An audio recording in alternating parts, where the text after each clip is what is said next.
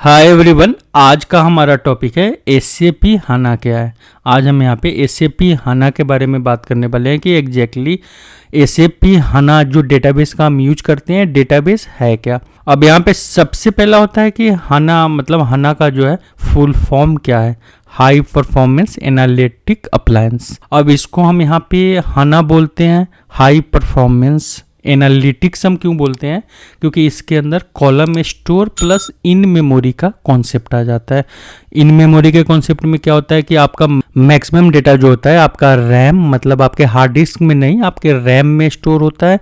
Plus यहाँ पे column store का कॉन्सेप्ट आ जाता है कि डेटा को क्या करता है कि कॉलमनर बेस्ड सेव करके रखता है। अगर डेटा कॉलम में सेव होगा तो सेम टाइप के डेटा को एक्सेस करके और उस पर एनालिटिक करना आपके लिए बहुत इजी हो जाता है। अब यहाँ पे फर्स्ट क्या है कि आप डेटा को मॉडलिंग करके आप इसके रैम में स्टोर करके रख सकते हो, फिर यहाँ पे आप कॉलम बेस्ड डेटा स्टोर करके रख सकते हो। इसीलिए यहाँ पे क्या हो जाता है कि हमारा जो एनालिटिक प्रोसेस होता है या हमारा ट्रांजेक्शनल प्रोसेस होता है एसएपी हाना के अंदर हमारा फास्ट हो जाता है। मैं यहाँ पे अभी S4 हाना जो हमारा स्वीट्स हाना है जिसके अंदर हमारा ERP भी है, डेटाबेस भी है, उसकी बात नहीं कर रहा, मैं सिर्फ अभी डेटाबेस की बात कर रहा हूँ। यहाँ पे डेटाबेस के बाद हम आएंगे S4 हाना में कि हाना प्लस हमारा जो ERP सिस्टम है उसके बारे में हम बात करेंगे। तो यहाँ पे अभी हमारा जो टॉपिक है हाना जो डेटाबेस है, हमारा डेटाबेस के बारे में टॉपिक है, क्योंकि इसी डेटाबेस के बेस्ड पे बनाया गया है हमारे ERP को, कि जो ERP इसी हाना डेटाबेस के परफॉर्मेंस, इसका एनालिटिक्स और इसके ऊपर जो कॉन्सेप्ट्स लाया है SAP ने, उसी के हिसाब से हमारा ERP फास्ट काम करता है आज के डेट में। अब यहाँ पे SAP हाना के अंदर बहुत सारा वर्जन चेंजेज है, और वर्जन चेंजेज में क्या है कि हमारा SAP हाना जो है यहाँ पे मल्टीपल पार्ट में डिवाइड हो गया, कि जब SAP ने ऑन प्रमाइस लाया, फिर SAP ने प्राइवेट क्लाउड लाया, फिर SAP ने पब्लिक क्लाउड लाया। तो यहाँ पे डेटाबेस भी हमारा 3 पार्ट में डिवाइड हो गया, कि यहाँ पे रिलीज जो ऑन प्रमाइस का है वो डिफरेंट हो गया, यहाँ पे जो प्राइवेट क्लाउड का रिलीज था डिफरेंट हो गया, और पब्लिक क्लाउड का जो रिलीज है डेटाबेस का वो डिफरेंट हो गया। अब ऑन प्रमाइस में क्या होता है कि आपको 2 साल में डेटाबेस का एक रिलीज मिल जाता है, वहीं पे प्राइवेट क्लाउड का भी सेम कॉन्सेप्ट है कि वहाँ पे 2 साल में आपको डेटाबेस का एक रिलीज मिल जाता है। बट अगर आप पब्लिक क्लाउड पे जाते हो तो 1 साल में आपका वहाँ पे डेटाबेस का डबल रिलीज आपको मिलता है, मतलब 2 रिलीज आपका पब्लिक क्लाउड पे मिलता है। इसीलिए आज के डेट में आप देखोगे कि मैक्सिमम प्रोजेक्ट्स जो है SAP पब्लिक क्लाउड की तरफ पुश कर रहा है, कि आप ऑन प्रमाइस या प्राइवेट क्लाउड मत लो, आप जो है पब्लिक क्लाउड लो, कि वहाँ पे आपको time to time upgraded ERP और अपग्रेडेड आपका वहाँ पे डेटाबेस मिलने वाला है। तो यहाँ पे मैंने आपके साथ S4 हाना ऑन प्रमाइस जो है हमारा ऑन प्रमाइस का कुछ हमने यहाँ पे रिलीज वर्जन आपके साथ शेयर किया है। फर्स्ट हमारा जो रिलीज हुआ था इसका फाइनेंस का रिलीज हुआ था, S4 हाना फाइनेंस 1503 था, जो मार्च 2015 में आया था। अभी जो लेटेस्ट जो हमारा S4 हाना का रिलीज है S4 हाना 2023 है, जो अक्टूबर 2023 में रिलीज हुआ है। ऑन प्रमाइस का रिलीज मैंने आपको बताया। मैं अब यहाँ पे नेक्स्ट मूव कर रहा हूँ आपके लिए क्लाउड रिलीज पे। अब यहाँ पे क्लाउड में आप देखोगे तो क्लाउड का यहाँ पे मल्टीपल रिलीज है। क्लाउड का हमारा जो फर्स्ट रिलीज आया था S4 हाना क्लाउड 1603 हमारे मार्च 2016 में आया था। बट यहाँ पे क्या है कि क्लाउड में ही 2 पार्ट है, एक प्राइवेट क्लाउड है, एक हमारा पब्लिक क्लाउड है। तो प्राइवेट क्लाउड में मैंने आपको क्या बताया कि ऑन प्रमाइस हाना के हिसाब से ही मिलता है। तो यहाँ पे अगर आप प्राइवेट क्लाउड पे जाओगे तो अभी आपका 2023 का जो रिलीज है प्राइवेट क्लाउड पे वही चल रहा है। बट अगर आप पब्लिक क्लाउड पे जाते हो तो पब्लिक क्लाउड पे आपको लेटेस्ट रिलीज आपको 2502 मिल जाएगा। तो यहाँ पे आपका अगर प्राइवेट क्लाउड है तो आपको 2023 का रिलीज मिलेगा, अगर आपका पब्लिक क्लाउड है तो आपका वहाँ पे 2025 का रिलीज मिल जाएगा। तो यहाँ पे हाना का जो है डिफरेंट वर्जन है, ऑन प्रमाइस के लिए अलग है, यहाँ पे प्राइवेट क्लाउड के लिए अलग है, और पब्लिक क्लाउड के लिए यहाँ पे अलग वर्जन है। इसी टाइप से हम यहाँ पे नेक्स्ट मूव करते हैं इन मेमोरी डेटाबेस कॉन्सेप्ट पे। अब यहाँ होता है कि इन मेमोरी डेटाबेस कॉन्सेप्ट, यहाँ पे आपने सुना होगा मल्टी कोर सीपीयू होता है, फिर आपने यहाँ पे रैम में सुना होगा कि रैम में डेटा स्टोर होता है जिसको हम इन मेमोरी डेटा कॉन्सेप्ट बोलते हैं, जो हमारा वहाँ से फास्ट एक्सेस होता है डेटा का। अब यहाँ पे सबसे पहला जो SAP HANA या किसी भी आप सिस्टम में जाओगे तो यहाँ पे सबसे पहला इसमें कॉन्सेप्ट आ जाता है किसी भी एप्लीकेशन में कि आप कितने कोर का आप CPU यूज कर रहे हो। अगर आपका यहाँ पे मल्टी कोर CPU है, अगर 6 कोर है, 8 कोर है, 16 कोर है, तो आपका वहाँ पे क्या होता है कि आपका प्रोसेसिंग उतना ही फास्ट होता है। अब ज़्यादा कोर होने से हमारा प्रोसेसिंग फास्ट क्यों हो जाता है? अगर हाना के कॉन्सेप्ट में हम आते हैं तो हाना जो है हमारा मासिव पैरेलल प्रोसेसिंग कॉन्सेप्ट को फॉलो करता है। अब मासिव पैरेलल प्रोसेसिंग क्या होता है कि मैंने आपको पैरेलल प्रोसेसिंग का जब कॉन्सेप्ट बताया था तो वहाँ पे बताया था कि हम क्या करते हैं कि एक टास्क को छोटे छोटे मल्टीपल टास्क में डिवाइड कर देते हैं। अब हाना क्या करता है कि आपका जो एक टास्क होता है, सपोज आपने 10 लाख डेटा के लिए डेटाबेस से रिक्वेस्ट किया, तो अगर आपका यहाँ पे अगर मल्टी कोर CPU होगा तो यहाँ पे आपका मल्टीपल कोर काम कर रहा होगा, तो हाना क्या करेगा कि वो पूरे रिक्वेस्ट को 6 CPU में डिवाइड कर देगा। मतलब यहाँ पे कॉन्सेप्ट क्या हो गया कि आपके काम को उसने क्या किया, 6 पार्ट में डिवाइड कर दिया। अब यहाँ पे अगर डेटाबेस खुद से अगर आपके काम को 6 पार्ट में डिवाइड कर देता है तो ऑब्वियस है कि आपका वहाँ पे प्रोसेसिंग फास्ट हो जाएगा।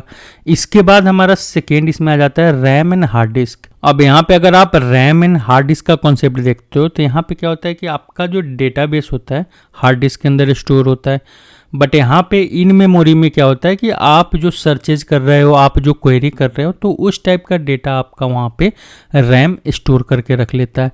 उससे क्या होता है कि अगर आपके डेटा को स्टोर करेगा, उसको इंडेक्स करके रैम के अंदर स्टोर करके रखेगा, तो जब भी आप सेकेंड टाइम रिक्वेस्ट के लिए आओगे तो आपका वहाँ पे रिक्वेस्ट मतलब प्रोसेस जो है आपका फास्ट हो जाएगा। मतलब यहाँ पे आप देख रहे हो कि इन मेमोरी डेटा का मैंने एक लेआउट डाला है।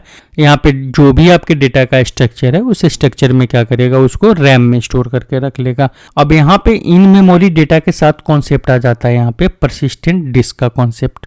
अब यहाँ पे हमारा परसिस्टेंट डिस्क क्या है कि हमें पता है कि रैम जो होता है हमारा वोलेटाइल मेमोरी होता है। वोलेटाइल मेमोरी का मतलब है कि अगर आपने सिस्टम को अगर शट डाउन कर दिया तो आपके रैम में जो भी डेटा स्टोर होता है वो सारा का सारा डेटा वहां से डिस्ट्रॉय हो जाता है। तो जब भी अगर सपोज आपका जो सर्वर है, सर्वर को कभी आपने क्या किया कि शट डाउन किया या रीस्टार्ट किया, कुछ भी किया, तो रैम से क्या होगा कि डेटा आपका वहाँ से डिलीट हो जाएगा। मतलब वहाँ से फिर आपने जो 2 साल तक काम किया, अगर हो सकता है कि आपने 2 ईयर्स में अपने सर्वर को कभी भी आपने शट डाउन नहीं किया, बट अगर आप 2 ईयर्स के बाद सिस्टम को शट डाउन कर रहे हो या किसी हो सकता है कोई सिस्टम फेलियर हो, हार्ड डिस्क फेलियर हो या मशीन है, मशीन में कोई भी फेलियर आ सकता है, उस फेलियर से अगर आपका सिस्टम डाउन हो गया है तो डाउन होने के कॉन्सेप्ट में क्या होगा, वहाँ पे आपका डेटा सारा उड़ जाएगा। मतलब वहाँ से डेटा गायब हो जाएगा आपका।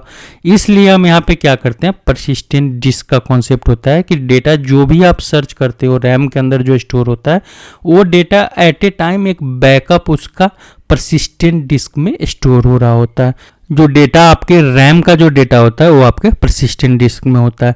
तो कभी भी अगर आपका जो मेंटेनेंस प्लान होता है, कभी आपका सर्वर रीस्टार्ट होता है, तो सर्वर आपका जब भी रीस्टार्ट होगा, सर्वर रीस्टार्ट होने के बाद आपका जो परसिस्टेंट डिस्क का जो डेटा होगा वो फिर से आपके रैम के अंदर स्टोर हो जाता है।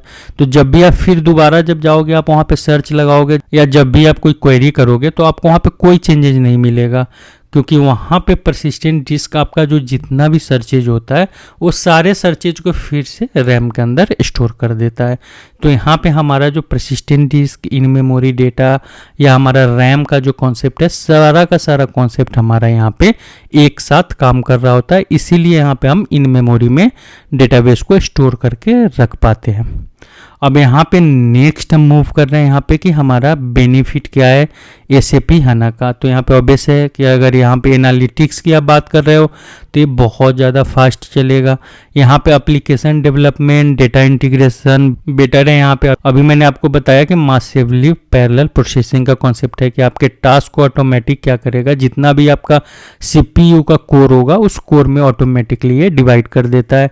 तो यहाँ पे ऑब्वियस है कि आपका टास्क यहाँ पे फास्ट होगा। उसके बाद यहाँ पे नेक्स्ट कॉन्सेप्ट है कि आप हाना का ऑन प्रेमिस भी यूज कर सकते हो, प्राइवेट क्लाउड पे भी यूज कर सकते हो, पब्लिक क्लाउड पे भी यूज कर सकते हो, या आप हाइब्रिड हाइब्रिड मोड में भी यूज कर सकते हो कि एप्लीकेशन सर्वर आप अपने ऑन प्रेमाइस में रखे हो और आपने क्या किया, डेटाबेस क्लाउड पे रखा है, तो आप इस टाइप से भी इसका यूज कर सकते हो। यहाँ पे इंटेलिजेंट का कॉन्सेप्ट आ गया है हमारा कि मशीन लर्निंग और एआई का कॉन्सेप्ट हमारा यहाँ पे एसएपी हाना के अंदर आ गया है। उसके बाद यहाँ पे अगर आप सिक्योरिटी की बात करते हो तो यहाँ डेटाबेस जो है आपका बहुत ज़्यादा सिक्योर है, क्योंकि यहाँ पे एक एक रो, एक एक कॉलम वेस्ट आप यहाँ पे सिक्योरिटी, एक एक एप्लीकेशन का एक एक जो आप टी कोड के अंदर एक एक पेज या एक एक टैब जो आप एक्सेस करते हो उसको भी आप सिक्योर कर सकते हो। अगर आप यहाँ पे एसएपी हाना की बात कर रहे हो तो और डेटाबेस के कॉन्सेप्ट में आपको एसएपी हाना के अंदर बहुत सारा बेनिफिट मिल जाएगा। अब यहाँ पे हम नेक्स्ट मूव कर रहे हैं। यहाँ पे हमारा कॉन्सेप्ट होता है एक रो स्टोरेज और कॉलम स्टोरेज का। अब यहाँ पे हम जानने वाले हैं कि एग्जैक्टली ये रो स्टोरेज क्या होता है और ये कॉलम स्टोरेज क्या होता है। तो यहाँ पे सबसे पहले हम समझ रहे हैं कि रो स्टोरेज क्या होता है।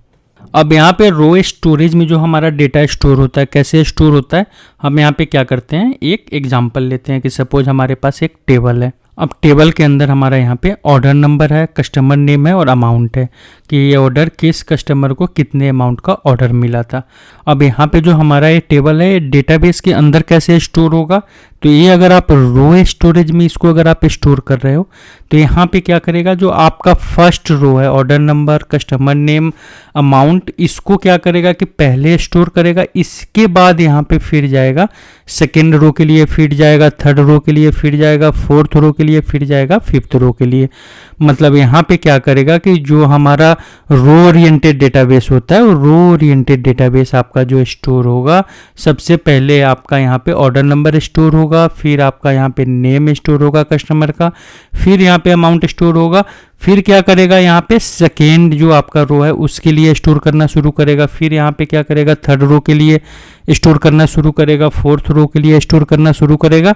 इस टाइप से क्या करेगा, अगर आपका हो सकता है कि 100 कॉलम हो तो सबसे पहले उस 100 कॉलम का डेटा स्टोर करेगा, फिर उसके बाद 100 कॉलम, फिर उसके बाद 100 कॉलम, ऐसे डेटा आपका रो स्टोरेज जो आपका फॉर्मेट होता है उसमें स्टोर करता है। और यहाँ से अगर आप रो स्टोरेज से अगर डेटा को आप एक्सेस करना चाहोगे, अब यहाँ पे जो डेटा को स्टोर करता है वो क्या करता है, एक एक रो को एक एक डिस्क का नाम देता है। यहाँ पे क्या करता है कि फर्स्ट जो आपका डेटा स्टोर होगा वो आपका डिस्क 1 होगा, मतलब उसके अंदर आपका ऑर्डर नंबर, नेम और अमाउंट होगा। उसी टाइप से अगर सेकेंड के लिए स्टोर करेगा तो डिस्क 2 में करेगा, यहाँ पे थर्ड के लिए करेगा तो डिस्क 3 में करेगा। तो यहाँ पे जब आप एक्सेस करना शुरू करोगे तो एक्सेस भी आपका वैसे होगा कि सबसे पहले आपका डिस्क 1 एक्सेस होगा, डिस्क 2 एक्सेस होगा, डिस्क 3 एक्सेस होगा।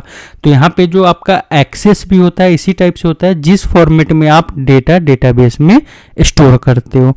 अब यहाँ पे हम चलते हैं कॉलम स्टोरेज के अंदर। अब कॉलम स्टोरेज में क्या होता है कि सपोज हम उसी एग्जाम्पल को लेते हैं कि जो अभी एग्जाम्पल हमने रो स्टोरेज में देखा था। अब कॉलम स्टोरेज में क्या करता है इसको कि कॉलम के फॉर्मेट में डेटा को स्टोर करता है। सबसे पहले ऑर्डर नंबर का सारा डेटा स्टोर करेगा, फिर कस्टमर का सारा डेटा स्टोर करेगा, फिर आपके अमाउंट का सारा डेटा स्टोर करेगा। अगर यहाँ पे कॉलम ओरिएंटेड डेटाबेस आप देख रहे हो तो कॉलम ओरिएंटेड डेटाबेस में जो डेटा स्टोर होगा आपका यहाँ पे सबसे पहले यहाँ पे सारा का सारा ऑर्डर नंबर स्टोर होगा, फिर आपका सारा का सारा नेम स्टोर होगा, फिर आपका यहाँ पे सारा का सारा अमाउंट स्टोर होगा।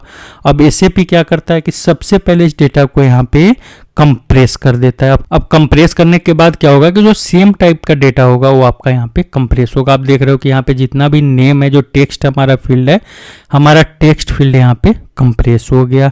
कंप्रेस होने के बाद ये क्या करेगा, फिर इस डेटा को इंडेक्स करेगा। इंडेक्स का मतलब हो गया कि उसको सॉर्ट करेगा डेटा को। अब यहाँ पे देख रहे हो कि यहाँ पे कंप्रेस करने के बाद सबसे ऊपर हमारा संजय आ रहा था, बट यहाँ पे संजय सबसे नीचे चला गया, क्योंकि यहाँ पे जब डेटा को आप सॉर्ट करोगे तो डेटा में जब भी अल्फाबेटिकली सॉर्ट होगा तो आपका जो सबसे फर्स्ट कैरेक्टर का जो एक कैरेक्टर का जो डेटा होगा वो सबसे ऊपर चला जाएगा। तो यहाँ पे क्या है कि इस टाइप से सॉर्टिंग वे में क्या करेगा, आपके डेटा को स्टोर करेगा। तो डेटा क्या हुआ आपका यहाँ पे कंप्रेस हो गया, डेटा आपका यहाँ पे इंडेक्सेज हो गया। अब यहाँ पे कंप्रेस में एग्जैक्टली होता क्या है, अगर आप यहाँ पे कंप्रेस में देखोगे एग्जैक्टली, अब यहाँ पे आप देखोगे तो इसको कंप्रेस्ड कैसे कर रहा है कि सबसे पहला जो आपका यहाँ पे सेकेंड इंडेक्स पे रमेश पड़ा हुआ है, फिर यहाँ पे आपका फिफ्थ पे है, सिक्स्थ पे है, तो उसने क्या किया, यहाँ पे रमेश को 4th पोजीशन दे दिया। 4th पोजीशन क्यों दे दिया यहाँ पे डिक्शनरी के अंदर, कि डेटा को सबसे पहले इसने कंप्रेस किया फिर इंडेक्स किया, तो सॉर्टिंग करने के बाद यहाँ पे रमेश को कौन सा पोजीशन मिला यहाँ पे, तो 4th मिल गया, मतलब 4th इंडेक्स पे रमेश स्टोर हो गया। अब डेटा को यहाँ से एक्सेस कैसे करेगा, क्योंकि रमेश तो हमारा 3 जगह आ रहा था यहाँ पे, तो वो क्या करता है कि जब भी आपका डेटा स्टोर करता है तो उसके साथ उसका इंडेक्स स्टोर करके रखता है। मतलब यहाँ पे आप देखोगे कि रमेश जो हमारा जो मेन जो फॉर्मेट में डेटा जिस जिस इंडेक्स पे था वो इंडेक्स यहाँ पे वो स्टोर करके रखता है। तो यहाँ पे जब भी आप यहाँ पे डेटा लेने जब जाओगे, डेटा को जब आप एक्सेस करने जाओगे, तो यहाँ पे रीडिंग में क्या होगा, आपका ओरिजिनल डेटाबेस है यहाँ पे, और ओरिजिनल डेटाबेस को जब आप एक्सेस करोगे तो यहाँ पे डिस्क 1, डिस्क 2, डिस्क 3 इस टाइप से आपका यहाँ पे एक्सेस होगा। बट जो ओरिजिनल फॉर्मेट में जो डेटा आपका स्टोर होगा, वो डेटा आपका स्टोर कैसे होगा, तो आपका डेटा इस टाइप से स्टोर होगा कि वो डेटा आपका यहाँ पे कंप्रेस होगा और इंडेक्सेज होगा। तो यहाँ पे जो आपका डेटा जो जिस फॉर्मेट में स्टोर हो रहा है और ओरिजिनल जो डेटाबेस है, दोनों आपको यहाँ पे चेंज मिलेगा, क्योंकि वहाँ पे कंप्रेस और इंडेक्स डेटा स्टोर करके रखता है। अब यहाँ पे हम देख रहे हैं कि रो स्टोरेज और कॉलम स्टोरेज में क्या डिफरेंस है। तो यहाँ पे सबसे पहले मैंने आपको बताया मेमोरी यूजेज का अगर कॉन्सेप्ट आएगा, तो यहाँ पे रो स्टोरेज में रो स्टोर जो है आपका हाई मेमोरी खाता है, और यहाँ पे आपका जो कॉलम स्टोर है आपका लो मेमोरी खाता है। इसके अंदर आपका जो डेटा का एक्सेस होता है स्लो होता है रो स्टोर में। कॉलम स्टोर में आपका डेटा एक्सेस फास्ट होगा, यहाँ पे डेटा बेटर कंप्रेस्ड वे में सेव होगा, और यहाँ पे पैरेलल प्रोसेसिंग, यहाँ पे जो आपका मल्टी कोर सीपीयू का जो कॉन्सेप्ट है, यहाँ पे मल्टी कोर सीपीयू का भी कॉन्सेप्ट प्रॉपर काम करेगा। अगर आप ट्रांजेक्शन देखोगे तो ट्रांजेक्शन में 2 टाइप का ट्रांजेक्शन होता है। अगर आप यहाँ पे एनालिटिक देख रहे हो तो एनालिटिक में क्या होगा कि एनालिटिक में रो स्टोरेज स्लो होगा, बट ट्रांजेक्शन डेटा अगर आप देखोगे कि एक एक डेटा को अगर आप डेटाबेस से फेच कर रहे हो तो वहाँ पे रो स्टोर आपका फास्ट होता है, क्योंकि अब मैंने आपको दिखाया था कि डिस्क 1 में एक ही डिस्क में सारा का सारा इन्फॉर्मेशन एक कस्टमर का पड़ा हुआ है। तो अगर आप एक कस्टमर को एक्सेस करोगे तो ऑब्वियस है आपका वहाँ पे रो स्टोर फास्ट होगा। अगर कॉलम स्टोर में आप एक डेटा एक्सेस करने जाओगे तो ऑब्वियस है कि वहाँ पे क्या करेगा, 3-4 डिस्क से डेटा निकालेगा, फिर उस डेटा को क्या करेगा, एक रो में बनाएगा और वो आपको वहाँ पे डेटा स्क्रीन पे देगा। तो ऑब्वियस है कि यहाँ पे आपका कॉलम स्टोर स्लो हो जाता है। बट एनालिटिक में आप देखोगे तो एनालिटिक में अगर आप अमाउंट को समराइज करना चाहते हो तो सारा अमाउंट आपका एक ही साथ स्टोर होता है। तो यहाँ पे आपका जो कॉलम स्टोर जो होता है वो एनालिटिक के लिए फास्ट होता है, और यहाँ पे रो स्टोर स्लो होता है।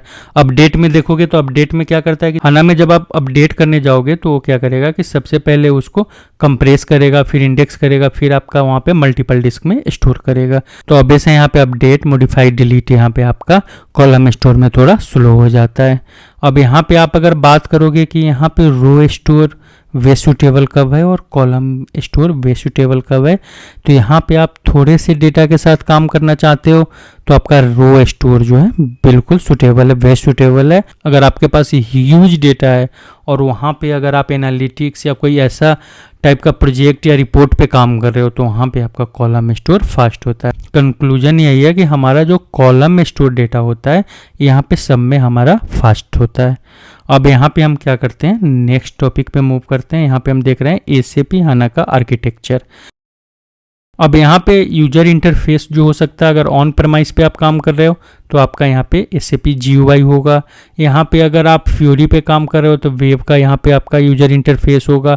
यहाँ पे आप किसी रिपोर्ट पे बीआईबीडब्ल्यू पे काम कर रहे हो तो यहाँ पे रिपोर्ट सर्वर होगा, जहाँ से आप ह्यूज डेटा आप अपने डेटाबेस की तरफ पुश करते हो। तो यहाँ पे सबसे पहला जो हमारा आर्किटेक्चर होता है ये हमारा यूजर इंटरफेस का आर्किटेक्चर होता है। यूजर इंटरफेस के बाद जो हाना के अंदर आर्किटेक्चर का जो सेकेंड लेयर है हमारा इंडेक्स सर्वर है। ये हमारा मेन इंडेक्स सर्वर ही होता है, जिसके अंदर हमारा सारा का सारा डेटाबेस एंड डेटाबेस इंजन इसके अंदर काम कर रहा होता है। यहाँ पे आप इंडेक्स सर्वर के अंदर जाओगे तो सबसे पहले होगा सेशन, यूजर का सेशन, कितना यूजर हमारा एक्सेस कर रहा है उसका सेशन एंड ट्रांजेक्शन मैनेज होगा। उसके बाद यहाँ पे आपके एसक्यूएल और आपका जो मल्टी डायमेंशनल डेटा होगा उसको यहाँ पे प्रोसेस करेगा। उसके बाद यहाँ पे उसको प्रोसेस करने के लिए यहाँ पे एसक्यूएल स्क्रिप्ट के लिए आपके पास इंजन होगा, रो कॉलम स्टोर को समझने के लिए आपके पास इंजन होगा, यहाँ पे उसको कैलकुलेट करने के लिए आपके पास इंजन होगा। उसके बाद आपका जो डेटा इंजन है इन सारे प्रोसेस के लिए काम करेगा। और इसके साथ यहाँ पे आपका परसिस्टेंट लेयर भी होता है कि जो लॉग आप सर्च करके निकाल रहे हो उस लॉग को एक जगह ही स्टोर करके भी रखता है। अब यहाँ पे मैं क्या करता हूँ, यहाँ पे एक साथ में हमारा एक ऑथराइजेशन का भी होता है कि यहाँ पे आप ऑथराइजेशन भी, यहाँ पे किस पार्ट का ऑथराइजेशन आप किसको देना चाह रहे हो, यहाँ पे हमारा ऑथराइजेशन का भी कॉन्सेप्ट होता है। अब मैं क्या कर रहा हूँ, यहाँ पे एक एक पॉइंट को अगर हम देखते हैं कि यहाँ पे किसका काम क्या है, तो यहाँ पे इंडेक्स सर्वर जो होता है हमारा सबसे इम्पोर्टेंट पार्ट होता है हमारे एसएपी HANA आर्किटेक्चर का। हमारा सारा का सारा एक्चुअल डेटा एंड डेटा का जो प्रोसेसिंग होता है सारा का सारा हमारा इंडेक्स सर्वर से ही होता है। यहाँ पे जो हमारा नेक्स्ट है, जो हमने आपको सेशन एंड ट्रांजैक्शन मैनेजर के बारे में बताया था कि यहाँ पे मल्टीपल सेशन को कंट्रोल करता है, उसी टाइप से मैंने आपको बताया था एसक्यूएल स्क्रिप्ट जो आपके क्वेरी और आप मल्टी डायमेंशनल जो आपका डेटा प्रोसेस है उसको हैंडल करता है। उसके बाद हमारा यहाँ पे परसिस्टेंट लेयर होता है जो मैंने आपको बताया कि जिसके अंदर हम क्या करते हैं, बैकअप स्टोर करके रखते हैं कि कभी हमारा ऑटोमेटिक अगर सिस्टम फेलियर हो गया, हमारा सिस्टम शटडाउन हो गया, तो वहाँ से हम क्या करते हैं, डेटा स्टोर कर सकते हैं। इसके बाद हमारा ऑथराइजेशन का होता है कि यहाँ पे आप किसी यूजर को किस टाइप का सिक्योरिटी देना चाहते हो, क्या रोल ऑथराइजेशन आप देना चाहते हो। इसके साथ यहाँ पे रेप्लिकेशन मेटा डेटा होता है कि अगर आप यहाँ पे रेप्लिकेट करके रखना चाहते हो अपने टेबल को मेटा डेटा में, या मेटा डेटा के बारे में इंफॉर्मेशन स्टोर करके रखना चाहते हो, तो ये आपका authorization and replication metadata के अंदर ये काम होता है। इसके बाद हमारा एक और लेयर होता है यहाँ पे, इस लेयर का काम होता है प्री प्रोसेसर सर्वर और नेम सर्वर, और हमारा एक्सएक्स सर्वर स्टैटिक सर्वर होता है उसको हैंडल करना। यहाँ पे प्री प्रोसेसर सर्वर का हमारा काम क्या है, प्री प्रोसेसर सर्वर जो है आपका, जैसे कोई टेक्स्ट सर्च कर रहे हो या आप कोई वहाँ पे पैटर्न भेज रहे हो तो उसको वहाँ पे प्री प्रोसेसर सर्वर आपका हैंडल करता है। नेम सर्वर क्या करता है, नेम सर्वर आपके मेटा डेटा और टोपोलॉजी को हैंडल करता है। अब सपोज आपने क्या किया है, अपने HANA आर्किटेक्चर पे मल्टीपल होस्ट बना रखा है। अब किस इंडेक्स सर्वर से आपके पास रिक्वेस्ट आया, उस इंडेक्स सर्वर का रिक्वेस्ट आपको SAP सिस्टम को देना, और SAP HANA सिस्टम से जो आपको रिस्पॉन्स मिल रहा है वो प्रॉपर आप उसी इंडेक्स सर्वर को डिलीवर करना, ये काम आपका यहाँ पे नेम सर्वर करता है। स्टैटिक सर्वर का काम यहाँ पे परफॉर्मेंस मॉनिटर करने का है। एसएक्स सर्वर का काम यहाँ पे अगर आपके वेब एप्लीकेशन से कोई भी रिक्वेस्ट आ रहा है तो उस रिक्वेस्ट को हैंडल करना है। इसके बाद फाइनल जो हमारा यहाँ पे होता है वो हमारा होता है SAP HANA system. SAP HANA system में हमारा सारा का सारा डेटा स्टोर होता है। उस डेटा का एक्सेस यहाँ पे HANA आर्किटेक्चर अपने हिसाब से जो उसको रिक्वायरमेंट है उस हिसाब से यहाँ पे कर रहा होता है। अब यहाँ पे SAP HANA सिस्टम जो है, SAP HANA सिस्टम के बारे में मैं आपको नेक्स्ट वीडियो में बताऊंगा कि SAP HANA सिस्टम क्या है। मैं आपको प्रॉपर एक एक चीज़ SAP HANA सिस्टम के बारे में बताऊंगा। अब यहाँ पे हम नेक्स्ट मूव करते हैं कि हमारा जो प्लेलिस्ट होगा, यहाँ पे अभी हम बात कर रहे हैं कि हमारा जो प्लेलिस्ट होगा और यहाँ पे जो हम वीडियोज डालने वाले हैं, तो यहाँ पे किस टाइप से हम यहाँ पे मूव करने वाले हैं अपने प्लेलिस्ट को, हम अपने कोर्स को किस टाइप से आपके साथ शेयर करने वाले हैं। तो यहाँ पे सबसे पहले होने वाला है डेटाबेस मैनेजमेंट सिस्टम, क्योंकि इससे पहले मैंने आपको अबैप का जो बेसिक कॉन्सेप्ट होता है, मतलब जिसको हम बेसिक्स बोलते हैं अबैप का, कि कैसे आप लूप लगाओगे, कैसे आप डेटा को प्रिंट करोगे, कैसे आप डेटा को एक्सेस करोगे। तो यहाँ पे मैंने क्या किया, आपको डेटा डिक्शनरी के बारे में भी बता दिया। यहाँ पे मैंने आपको लूप्स कैसे होता है, यहाँ पे किस टाइप का डेटा टाइप होता है, SAP का जो बेसिक्स था उसको मैंने क्या किया था, फर्स्ट प्लेलिस्ट में सब कुछ मैंने कवर कर दिया था। सेकेंड में मैंने डेटा डिक्शनरी के बारे में कि SAP में किस टाइप का डेटा डिक्शनरी होता है मैंने उसको कवर किया था। थर्ड में मैंने open SQL, native SQL and ADBC को भी मैंने उसी में कवर कर दिया था। तो यहाँ पे मैक्सिमम जो पॉइंट है मैंने आपका जो बेसिक्स के लिए आपको बताना था मैंने कवर कर दिया है। अब यहाँ से जो हम स्टार्ट करेंगे डेटाबेस मैनेजमेंट सिस्टम से स्टार्ट करेंगे कि सबसे पहले हम SAP HANA का एडमिनिस्ट्रेशन देखेंगे। उसके बाद इसमें HANA SQL आप कैसे कोई टेबल क्रिएट कर सकते हो, कैसे आप यहाँ पे स्कीमा क्रिएट करोगे, कैसे आप यहाँ पे टेबल को एक्सेस करोगे, यहाँ पे मतलब क्वेरीज के बारे में हम देखने वाले हैं। फिर आप HANA को मॉडलिंग कैसे करोगे, डाटा रेप्लिकेट कैसे करोगे, अगर HANA के अंदर आपको कोई रिपोर्ट रन कराना है, HANA डेटाबेस को मॉनिटर करना है, तो आप कैसे करोगे, तो यहाँ पे अभी हम इस प्लेलिस्ट में इस सारा पॉइंट देखने वाले हैं। इसके बाद हम यहाँ पे देखने वाले हैं एप्लीकेशन डेवलपमेंट। यहाँ पे जो नेक्स्ट हमारा जो स्टार्ट होगा पॉइंट्स, वो सारा पॉइंट्स हमारा जो प्लेलिस्ट होगा, बहुत सारा प्लेलिस्ट होगा हमारा यहाँ पे एप्लीकेशन डेवलपमेंट के अंदर। यहाँ पे सबसे पहले हम SAP ABAP HANA का कॉन्सेप्ट देखेंगे कि ABAP और HANA क्या होता है। उसके बाद हम CDS व्यू देखेंगे, फिर हम वहाँ पे AMDP देखेंगे कि हम किस टाइप से प्रोसीजर क्रिएट करेंगे और उसको हम ABAP के अंदर कॉल करेंगे। यहाँ पे मैंने ADBC के बारे में आपको बता दिया। इसके बाद हमारा जो मेन पार्ट होगा ABAP डेवलपमेंट का होगा। सारा का सारा हम यहाँ पे ABAP डेवलपमेंट देखेंगे, क्योंकि ABAP डेवलपमेंट के अंदर बहुत सारा पार्ट होता है।